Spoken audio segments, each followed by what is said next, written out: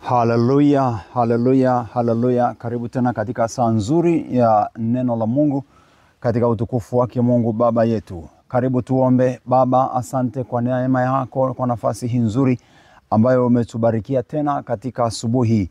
Jina lako litukuzwe na mapenzi yako Yesu Kristo yakatimizwe tena tunapokwenda kulipokea neno lako, neno lenye uzima, neno lenye baraka, lenye kuponya. Tujalie kujaa maarifa na ufunuo kwa Roho Mtakatifu wako. Naomba msikilizaji, mtazamaji akajazwe na maarifa ya Roho na ufahamu kulielewa neno lako na kubarikiwa nalo kwa jina la Yesu. Amen.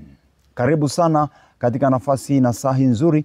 Bwana Mungu Baba kwa Roho Mtakatifu katika Yesu Kristo akubariki na kukuongoza uendelee kulipokea neno lake la uzima. Karibu tusome neno la Mungu kwenye kitabu kile cha Luka sura ile ya 7. Nitaanzia mstari wa 36, nitashuka mpaka pale chini nitakapokomea. Luka 7:36. Mtu mmoja katika Mafarisayo alimuita ale chakula kwake, akaingia katika nyumba ya yule Farisayo akaketi chakulani. Huyo ni Yesu.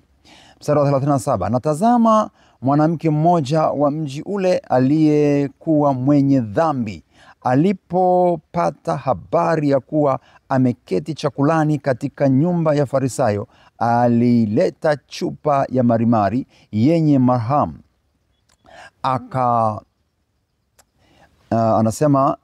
Akasimama nyuma karibu na miguu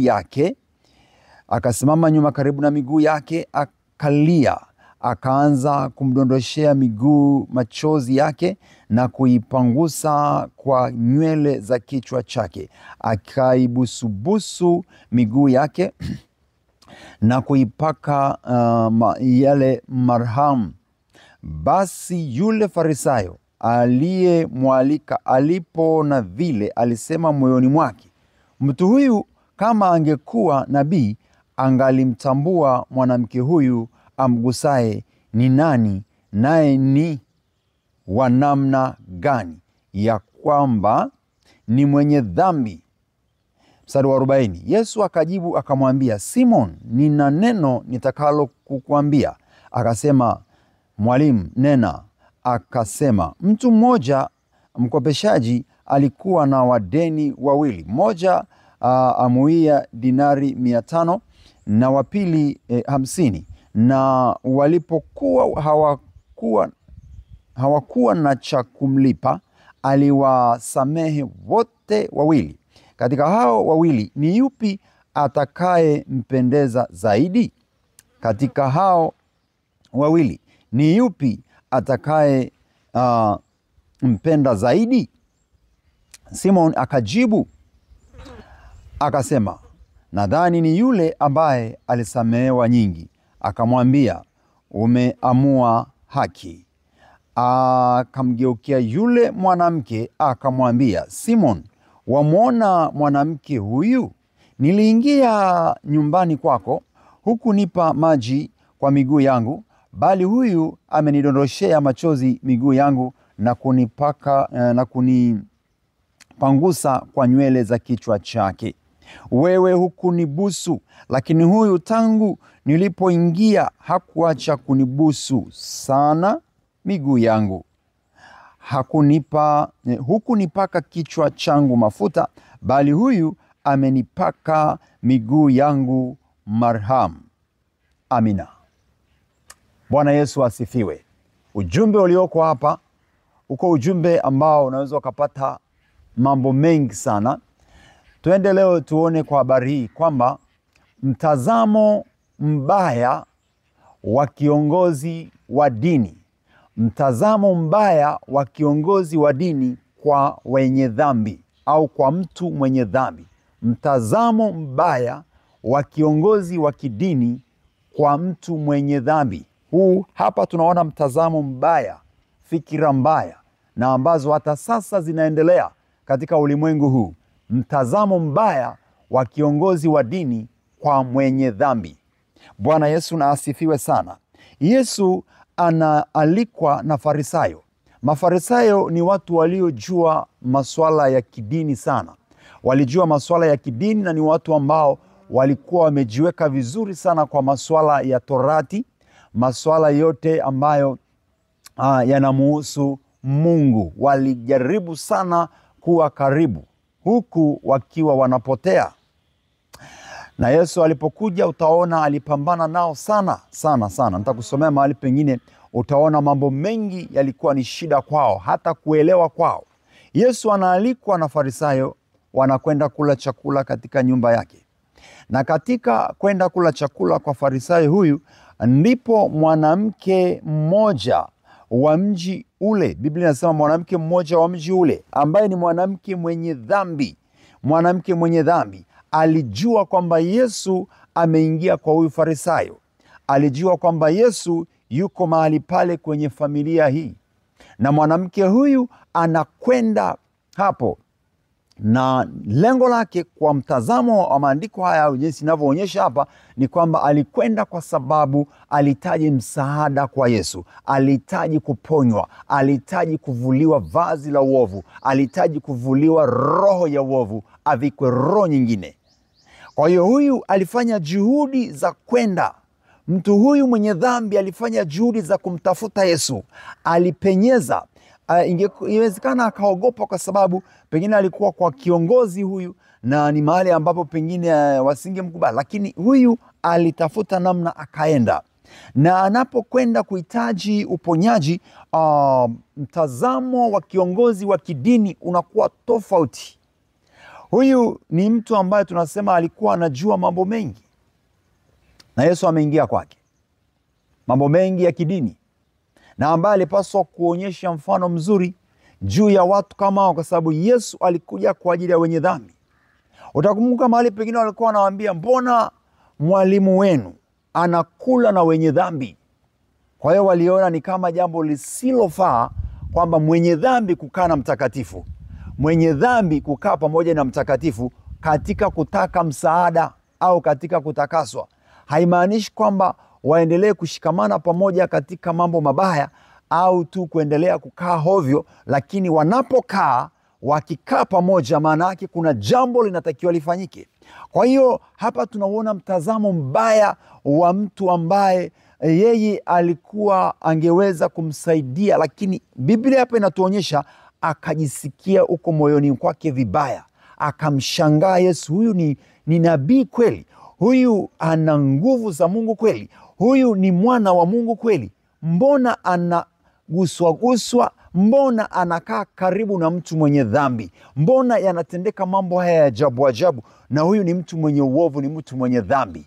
Kwa hiyo alimshangaa Yesu, inakuwaje awe karibu na huyu mwanamke mwenye dhambi? Tena anambusu miguu yake, anampangusa kwa nywele za kichwa chake. Yesu amempaka na mafuta. Na utaona anasema, basi yule Farisayo alipoona vile, alisema moyoni mwake, mtu huyu kama angekuwa nabii, angemtambua mwanamke huyu amgusai ni nani, naye ni wa namna gani, ya kwamba ni mwenye dhambi. Kwa hiyo huko ndani yake alipata shida, ndani ya nafsi yake huyu Farisayo alipata shida. Kwa hiyo ni mitazamo ya watu wengi katika dunia hii, na hata baadhi ya viongozi wa dini wana mitazamo ambao hawapo kiroho, wana mitazamo mibaya juu ya mtu mwenye dhambi. Mtu ambaye yuko hovyo hovyo, wakati mwingine ukisoma kwenye Yakobo anasema anaweza akaingia mahali pa kanisa ni kana kwamba anawekwa kule pembeni kando, hawampi thamani, hawamuoni kuwa bora wa thamani. Mtu mwenye dhambi, hatusemi kwamba mwenye dhambi aendelee kujifariji kuendelea kukaa kwenye dhambi. Yesu alikuja ili wenye dhambi waponywe, dhambi ziondoke, waondolewe dhambi. Na Yesu alituachia kazi moja kubwa, na ndio hii nimekuwa wakati mwingine na kushirikisha kwamba tunaenda huko na huko kuhubiri habari njema za ufalme wa Mungu, ili watu waondolewe dhambi, waondolewe vifungo vilivyowafunga, kwa sababu wako watu wengi wamefungwa. Sasa kuna watu wengi wana dhambi kama mwanamke huyu, na wako kwenye kanisa na wanatazamwa hovyo, wala hawapewi nafasi au hawapokelewi vizuri. Inawezekana kabisa kwamba hawapokelewi vizuri na kusaidiwa. Mitazamo inakuwa ni mibaya. Na wakati mwingine kwamba mtumishi wa Mungu ukionekana upo karibu na mtu mwenye dhambi, wanaanza kukufikiria vibaya, kwamba mbona amekuwa karibu, alafu yeye ni mwanaume na huyu ni mwanamke. Lakini kumbe tunapaswa kuwa nao karibu ili watoke kule waliko kwenye dhambi waje kwa Yesu. Huyu anakuwa na mtazamo mbaya. Huyu mama au huyu mwanamke tuseme, au huyu mtu, yeye aliendelea kuonyesha unyenyekevu, aliendelea kuonyesha haja ya moyo wake, akaonyesha kumthamini na kuthamini kile alichonacho Yesu, akanyenyekea kwa Yesu, akanyenyekea kwa Yesu. Japo huyu mwingine, mwanadamu mwingine huyu alimuona hovyo, manake anaonyesha kwamba hakutakiwa kumgusa wala kubusu miguu yake wala kuwa karibu yake. Ndivyo anavyomaanisha, akasema moyoni mwake. Na utaona ambacho Yesu anamjibu au Yesu anafanya. Mstari wa 40, Yesu akajibu akamwambia, Simoni, nina neno nitakalo kukuambia. Akasema, Mwalimu, nena. Akasema, mtu mmoja mkopeshaji alikuwa na wadeni wawili. Mmoja anadaiwa dinari 500 na mwingine dinari 50. Mwingine anadaiwa kiasi cha 500, mwingine 50. Akasema waliposhindwa kulipa, Yesu anasema wote wawili walisamehewa. Na hapa Yesu alikuwa anamweleza mfano ambao ni yeye mwenyewe, huyu Farisayo na huyu mwanamke mwenye dhambi, kwamba ni watu wawili ambao wote wako dhambini, na huyu yeye alijiona kwamba hana dhambi. Mara nyingi hawa walijiona kama wako salama, lakini Yesu akawaona kabisa. Anawaambia, ninyi ni kama makaburi. Aliwaambia, ninyi Mafarisayo ni kama makaburi ambayo yamepakwa marumaru, yametengenezwa kwa marumaru, yamepakwa chokaa, lakini ndani yamejaa uozo, yamejaa mifupa. Hebu nikupeleke kwenye Mathayo sura ile ya 23 uone hiki kinachokuambia mtazamo mbaya wa kiongozi wa kidini juu ya mwenye dhambi. Mtazamo mbaya, mtazamo mbaya, mtazamo mbaya ambao si sawa mbele za Mungu na unaleta uharibifu. Mathayo 23 mstari wa 13. Ona anavyoambia Mafarisayo Yesu, ole wenu waandishi na Mafarisayo wanafiki, kwa kuwa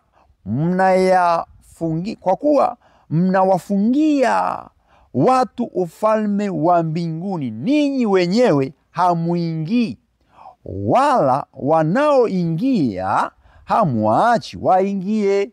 Ole wenu Mafarisayo na waandishi. Anawaambia Yesu Mafarisayo, watu ambao walijua sheria vizuri, Torati vizuri, walijua, walikuwa ni walimu wa Torati, walikuwa ni watu wajuzi kwa mambo haya. Lakini Yesu anawaambia, ole wenu, kwa sababu ninyi mnazuia watu kuingia ufalme wa mbinguni, tena na anayekuja kwenu mnamfanya kuwa mwovu tena. Manake hawafanyi kiroho, walienda ovyo, walienda tu kawaida. Anawaambia, ole wenu, kwa sababu mnazuia watu kuingia kwenye ufalme. Ole wenu. Manake hii ni hatari, sio salama. Yesu anaonyesha si salama kwao. Kwa hiyo waliwazuia watu kwa namna ambavyo walifanya, waliwazuia watu. Ole wenu, tena nawaiteni wanafiki, kwa kuwa mwawafungia watu ufalme wa mbinguni, ninyi wenyewe hamuingii. Kwa hiyo alikuwa wanaona mwenye dhambi astahili.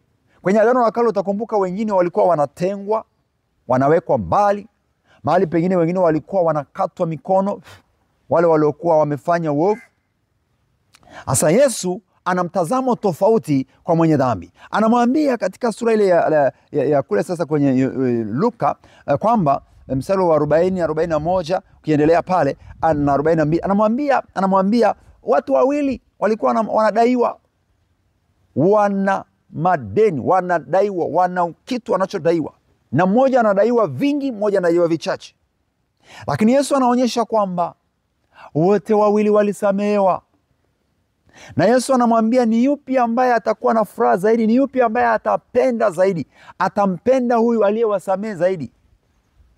Yaani wale wawili waliokuwa wakidaiwa, ni nani katika hao ambaye atakuwa amemfurahia zaidi? Huyu aliyesamehe.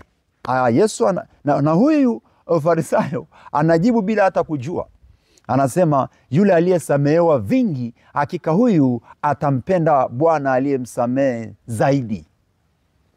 Sasa huyu mwanamke inaonekana yeye alionekana ni mwenye uovu zaidi, alionekana ni mbaya, afai, ana mzigo au ana mlundikano wa maovu. Na Yesu akamtazama na kumwambia, umesamehewa dhambi zako. Kwa hiyo huyu ndiye ambaye alionyesha upendo mkubwa kwa Yesu, ambaye hakutarajiwa. Na yule aliyekuwa ametarajiwa hakuonyesha upendo. Na Yesu anamwambia, niendelee kule mstari wa 44, mstari wa 44 na mpaka 45 pale 46, anasema hivi, akamgeukia yule mwanamke akamwambia, Simon, wamuona mwanamke huyu? Niliingia nyumbani kwako hukunipa maji kwa miguu yangu, bali huyu amenidondoshea machozi miguu yangu na kuipangusa kwa nywele za kichwa chake. Wewe hukunibusu, lakini huyu tangu nilipoingia hakuacha kunibusu sana. Hukunipaka kichwa changu mafuta, bali huyu amenipaka mafuta. Kwa ajili ya hayo na kuambia, amesamehewa dhambi zake ambazo ni nyingi. Amesamehewa dhambi zake ambazo ni nyingi. Bwana Yesu asifiwe. Amesamehewa dhambi zake ambazo ni nyingi. Yesu anamwambia dhambi zake zilikuwa nyingi, kwa kuwa amempenda sana. Lakini asamehewaye kidogo, huyo hupenda kidogo. Asamehewaye kidogo hupenda kidogo. Kwa hiyo upendo wa Mafarisayo au wa huyu Farisayo, huyu alijiona kuwa mwenye haki. Yesu anamwambia upendo wake ni mdogo, kiu yake ni ndogo, mtazamo wake ni mdogo, ni hafifu, ni dhaifu, ni mbaya. Anamwambia Yesu kwamba aliyesamehewa vingi hupenda wingi, kwa ukubwa. Anamaanisha ndani yake, kwa sababu ametambua ni mwenye dhambi, ni mwenye makosa, ni mwenye uovu ulio mkubwa, basi atapewa neema kubwa. Akapewa neema kubwa mwanamke yule, akaambiwa umesamehewa na imani yako imekuponya, ondoka zako. Kwa hiyo manake ni kwamba mwenye mtazamo mkubwa na mwenye kujihesabia haki, na ambaye haoni kunyenyekea kwa Yesu na kuendelea kumkaribia Yesu, ana shida kubwa na neema kwake ni ndogo. Anayenyenyekea kwa Yesu na kuendelea kumkaribia Yesu, neema yake ni kubwa. Yesu anadhihirisha hapa, anafunua hapa kwamba neema ya mtu wa namna hiyo ni kubwa. Neema yako ikaendelea kuwa kubwa kwa Yesu Kristo. Endelea kuwa na unyenyekevu katika Yesu Kristo. Endelea kumkaribia Yesu Kristo. Endelea kuwa mnyenyekevu kwa Yesu Kristo. Makosa na dhambi zako zitaondolewa zote. Mizigo yako itaondolewa yote. Yesu ni wa neema, amejaa neema. Atakujaza neema kwa kadri unavyotamani kujazwa neema. Atakujaza baraka kwa kadiri unavyotamani kujazwa baraka. Kadiri utakavyozidi kunyenyekea kwake na kumkimbilia Yesu na kukaa kwake miguuni pake, atakujaza, atakushibisha, utapewa vingi. Utaondolewa makosa na dhambi na maasi na vyote vilivyo vibaya, vingi vitaondolewa kwako. Mabaya mengi yataondolewa kwako, na utapewa neema ya ondoleo la dhambi na uhuru, kwamba enenda zako kwa amani. Haleluya! Endelea kumngoja, endelea kumwomba, endelea kumkaribia Yesu, endelea kunyenyekea kwa Yesu, naye atakukweza mahali pa juu. Endelea. Kwa hiyo hapa ni hatari sana mtazamo mbaya kwa mtu mwenye dhambi. Usimtazame kama kitu cha ovyo na kuona kwamba hastahili. Unaweza ukafikiri hastahili, akastahilishwa na wewe, ukakosa nafasi, ukatengwa mbali na Yesu Kristo. Angalia usije ukatengwa na Yesu, ukapuuzwa na Yesu, ukapewa kidogo, na usiyetarajia akapewa neema kubwa, ukaanza kukasirika na kuona uchungu kama vile Kaini, mpaka akamuua ndugu yake. Bwana akubariki na kujaze neema. Endelea kuwa kama mtu huyu, mwanamke huyu ambaye alienda kwa Yesu na sadaka. Alienda na sadaka kwa sababu yale mafuta tena yanaonekana ni ya gharama kubwa. Alienda na mafuta ya gharama. Na niseme tena, alitumia nafasi vizuri. Katumia pesa, katumia na nywele zake. Hakujihesabu kwa kitu gani. Alizitumia kuisafisha miguu ya Yesu. Endelea kunyenyekea katika mkono hodari wa Yesu Kristo, atakukweza. Usiwe na mtazamo mbaya juu ya mtu mwenye dhambi. Uwe na mtazamo unaofanana na wa Yesu. Bwana akubariki sasa na hata milele. Amina. Karibu tuingie kwenye maombi. Baba yangu na Mungu wangu, Yesu Kristo, ninakushukuru. Yesu, umetufundisha kwa namna ya ajabu na ya pekee neno lako, kwamba una mtazamo wa tofauti na wa pekee juu ya watu wenye dhambi. Wanadamu sisi wakati mwingine tumekuwa tukihukumiana na kuhesabiana mabaya na kuona kwamba wengine hawafai. Lakini wewe Bwana, nashukuru kwa pendo lako kwamba umeona mwanamke huyu, ulimuona mtu mwenye dhambi afaa na kwamba asamehewe. Ninaomba utujalie kuwa na mitazamo inayofanana na wewe juu ya wale watu wenye maovu na dhambi. Tukawe na mtazamo ambao unakutukuza na ambao utasaidia wengine watoke kwenye uovu waje kwenye salama. Baba, nashukuru kwa ajili ya pendo lako la milele. Ninaomba pia ukamponye mtu nafsi yake na fikra zake. Inawezekana amekuwa na fikra potofu juu ya yule mwenye dhambi. Inawezekana amekuwa na mawazo mabaya. Inawezekana amekuwa na mwelekeo mbaya kwa sababu ya mwenzake ambaye ni muovu. Ninaomba umsaidie mtu huyu Bwana, ajue kwamba kwa uweza wako wewe unaweza kubadilisha historia yake mara moja. Kwa ghafla, aliyekuwa anaitwa kahaba asiitwe kahaba, aliyekuwa anaitwa mlevi asiitwe tena mlevi, aliyekuwa anaitwa mwizi asiitwe tena mwizi, awe mwana wa Mungu. Jina linaweza likabadilishwa saa yoyote. Maana yake jina bovu na baya alilowekewa mtu kuitwa muovu mchafu, anaweza kubadilishwa akaitwa mtakatifu. Baba, naomba neema yako itusaidie kujua mambo haya na kuwa na mitazamo iliyochanya, isiwe hasi juu ya watu waovu na watu ambao ni dhaifu. Bwana Yesu, tusaidie watumishi wako, saidia makuhani wako ndani ya kanisa. Tusaidie, tufunulie Bwana, ili tuone na tujue inavyotupasa kuenenda. Yesu, na hata wale wenye dhambi naomba Roho wako awaguse, ili wanyenyekee na kusogea karibu na wewe, ili waje jirani yako Bwana, wanyenyekee kwako, wapate kuondolewa dhambi zao na maovu yao. Asante Mwokozi kwa ajili ya pendo lako. Asante kwa ajili ya uaminifu wako. Damu yako Yesu ikanene mema juu ya msikilizaji, mtazamaji. Tatizo alilo nalo lolote liwa lolote, kwenye roho, kwenye mwili, kazini, nyumbani, kwenye ndoa, kwenye biashara, kwenye maisha yake, ninaomba sasa msaada utokao juu. Nguvu yako ikamponye, akainuliwe hapo, akasogezwe hatua nyingine mahali pengine, akapewe amani na neema katika jina la Yesu. Kile kifungo kibaya kikamtoke katika jina lako Yesu Kristo. Lile la adui likaanguke na kushindwa. Baba mwenye kuponya, mwenye kuokoa, Yesu wa Nazareti na mfalme mkuu, ninaomba iguse nafsi yake, gusa maisha yake, gusa mwili wake, kwa kuwa ni hekalu la Roho Mtakatifu. Likatakaswe kabisa, likaondolewe na vifungo na uharibifu. Wewe Jehova umwema, mwenye neema na rehema, asante kwa sababu una huruma nyingi na fadhili juu ya watu waliopotea, juu ya watu walio kwenye giza. Naomba neema yako, nasi makuhani na watumishi wako, ukatujalie kwa neema yako kufahamu, kuona na kujua inavyotupasa kutenda juu ya watu walio waovu, juu ya watu walio na vifungo, juu ya watu waliolemewa na dhambi.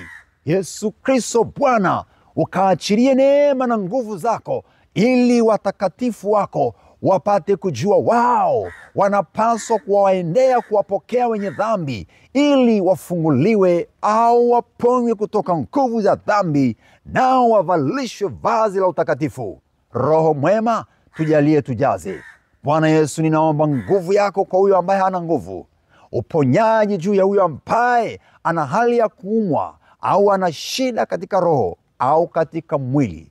Damu yako imponye na uweza wako umuinue sasa, umuondolee vile vifungo na uharibifu katika jina la Yesu Kristo wa Nazareti, Bwana wa mabwana na mfalme wa falme, Mungu uliye karibu na usiye mbali. Jina lako litukuzwe. Naomba huyu ambaye amenyong'onyea kwa sababu ya uovu unaomsumbua sasa akapokee raha nafsini mwake na akatoke hapo alipolemewa na kufungwa.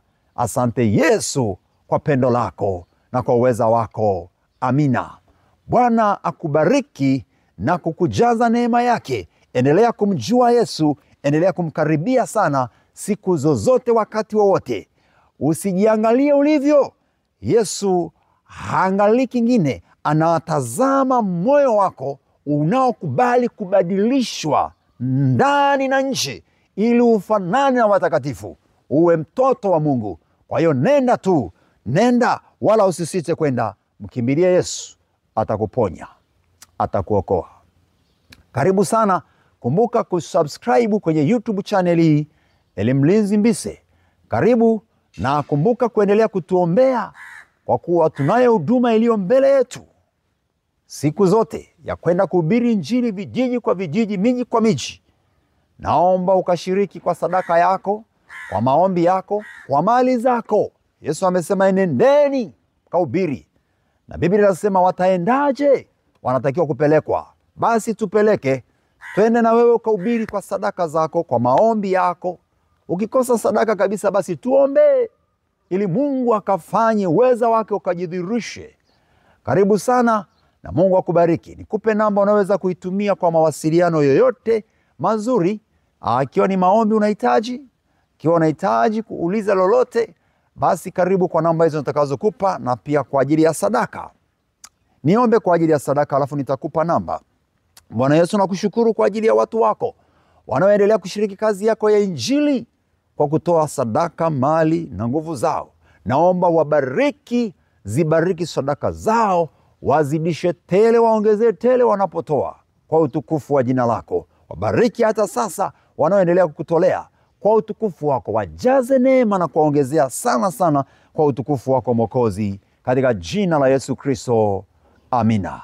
Namba ya simu, namba unaweza kuitumia ni 0787 62 75 91. Hiyo ni Airtel.